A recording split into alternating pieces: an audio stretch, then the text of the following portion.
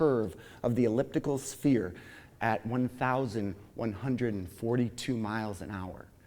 And somewhere between the Pacific atolls and the stegosaur tail of Alaska's Aleutians, turbulence shakes violently. Yo, I'm nervous, G. Spills coffee quicker than panic. My luggage is manic. I nerve sick. A wing dip. The lights flick.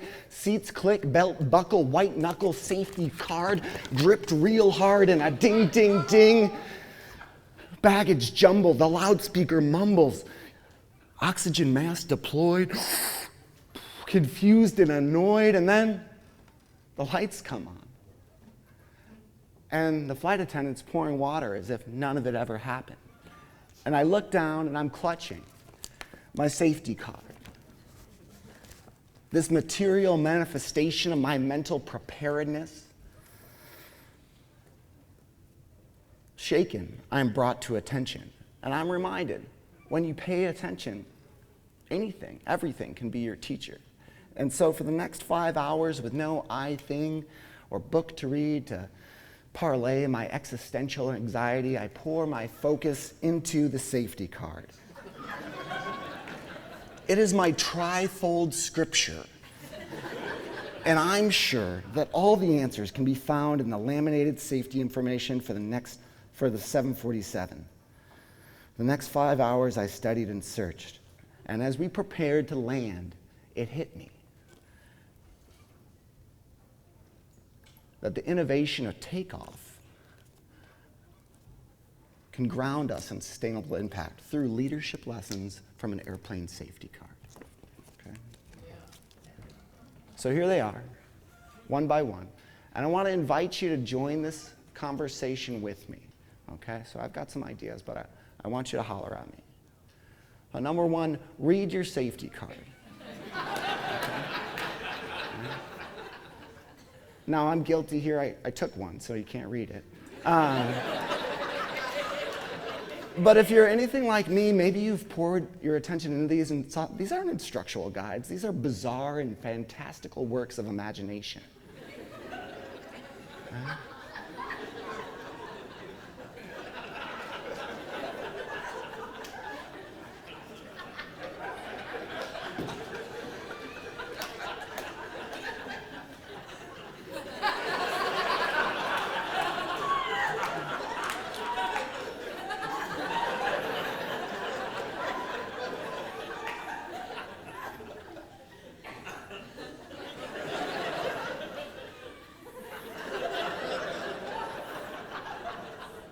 This one, of course, is from Fight Club, which shows you what it actually might look like if you're in an accident.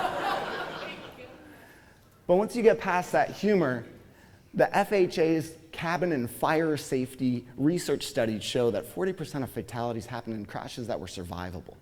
And when they did cognition tests on people understanding these safety cards, they ranged from an appalling 70% all the way to an 18%. So most of the people on the plane don't understand what's in the safety card. So what? You got to figure it out. And what I want to know is, what's your safety card? What is that difficult to understand but super essential information in your life, in your organization? And this is Twitter. So you can holler at me later on when it comes to you and tweet at me, what's your safety card? Number two, the closest exit may be behind you. Makes sense, right? We tend to rush towards the front of the exit, move forward thinking that the solution is in front of us. But sometimes you have to look behind you. More figuratively, I think when we're searching for innovation, we look for the new idea, the thing in front of us, something out there, something in the future can pull us out of this current jam. This is how we get out of it.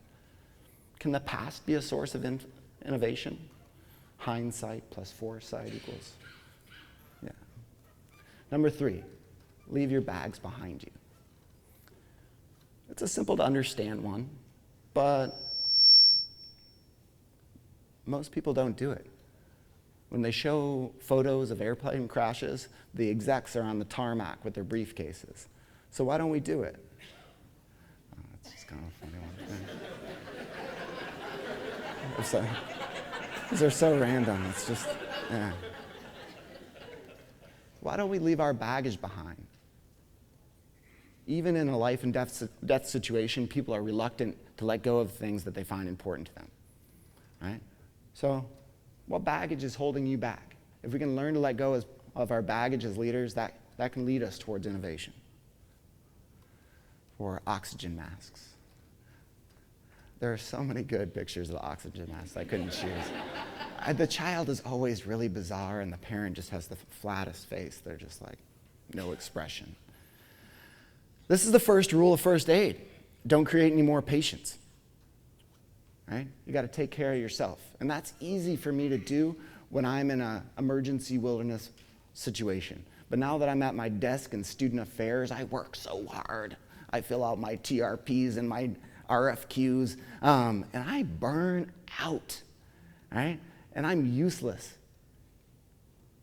when I burn out. It's okay to take care of yourself.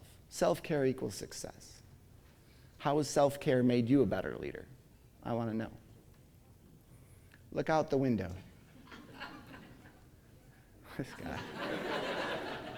Why does he look like that? Okay, so I get it. Look out the window before you get out the window. But it had to make it onto the safety card, right? Before you open up the emergency exit, you got to look out the window. It's totally logical. Why did it make it on the safety card? There's precious space here. Because we believe that the exit is safety. The exit isn't safety. Safety is safety, right? The exit is not a static entity. It's dynamic. You need to assess the situation. So what's your window? What's your fire? What are you looking at that's static that you need to be looking at as dynamic? This is my favorite one. Okay, window, exit, escape, strap, attachment, and raft deployment. So it's buried in here in the same font and the same imagery as everything else. But what it essentially says is, before you throw the life raft out of the plane, make sure it's tied onto the plane. It's so important. And then, here's the hardest part. Once you're on the raft, you have to cut yourself loose from the plane. Can you imagine being out there and be like, okay, who's got the knife? Wait, oh shoot, this thing's going down. Yeah. Identify important details. All right, what are your little things? Your important details that are crucial to your success. Let's recap. Read your safety card. The closest exit may be behind you. Leave your bags behind. Put your oxygen mask on. Look out the window. Window, exit, escape, strap, attachment, and raft deployment. More importantly, leadership lessons are everywhere, and I want to know where you find them. Thank you.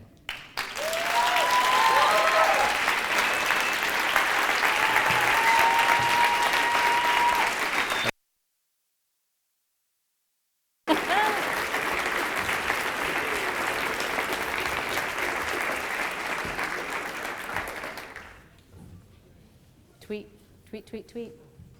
Good assignments. Our last speaker for this year. It's a little hint, foreshadowing. We'll need speakers for next year. She's a summer camp program director at Green River Preserve in Western North Carolina. She taught an AEE accredited program in Northeast Alabama for 4.5 years that she believes trained her to be the camp professional and educator she is today. Yes, please welcome Ruby Compton. Woo-hoo!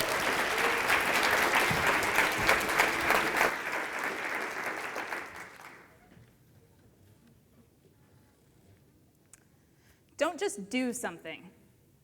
Sit there. You heard me right. Don't just do something. Sit there. This was a piece of advice that was given to me early on in my experiential education career, and I didn't even realize how important it was until recently. I was teaching this aerodynamics class, and the students are making paper airplanes, and I feel that tug on my shirt, right? And I look down, and it's Jillian. And Jillian has this really curly hair that she hides behind. She never makes any eye contact because you can't see her eyes behind her bangs, and she's pointing. And so, what do you need? Excuse me, I don't mean to alarm you, but there is an arachnid in the corner. So I follow her point, and this is what I see. It's actual size. No, I'm just kidding. So at this point, I'm like, oh, I gotta do something, right? And so I did this, naturally, right, for arachnid relocation purposes. But I think when I say sit there, those of us in AEE, I think this is what we think of. We think of stuck. We think of trapped. We think we're in the corner. And really, I mean, how often have you left a creature in a jar and have that end well?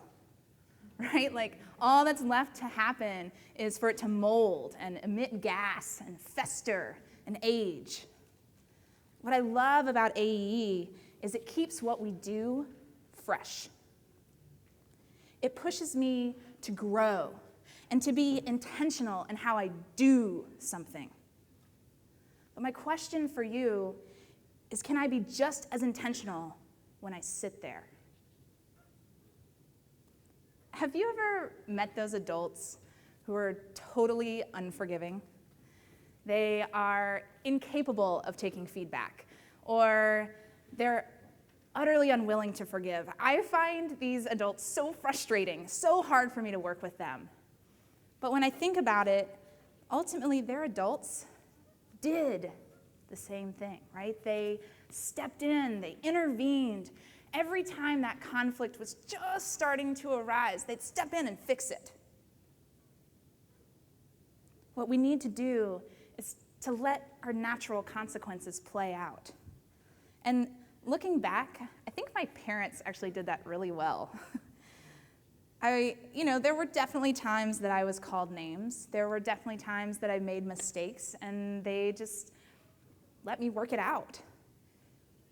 There were times that I got hurt, but you know what I see now that's so cool is now I have something in common with everybody here because we all have scars. It really is as simple as a game of tag. I was facilitating a big game of tag that took place in the woods. It actually took place in the woods about an hour from here, up on Lookout Mountain at the Environmental Education Center where I worked. And we're in the woods. It's a roped-off boundary. It's a beautiful fall day, much like the weather you all have had here while you've been here. I have about 60 fourth graders that are in the woods, okay? So think about it, picture it, right? There are rocks and there are sticks and there are roots and there are holes. And we bring a bunch of city kids in and we let them run. It is an insurance company nightmare, right? And I'm watching this game play out, and I see this one student, Will, and he is tearing past me. But he's actually not tearing past me. He thinks he's tearing past me, but he is that student that if this was a real game of survival, he would be killed and eaten first. So naturally, he trips and he falls. And another opportunistic student, Josh, runs up behind him, skids to a halt, and tags him and says, "Ha, I got you." And Will looks up and says, "Well, it's not fair, I fell." Right? We've all heard that conversation. And here I am, I'm standing maybe 15 feet back, and they haven't even noticed me. And then there's that moment, like I hear the agitation in their voice. I need to step in, and we need to process, we need to deal with this, right? And then I hear, "Sit there."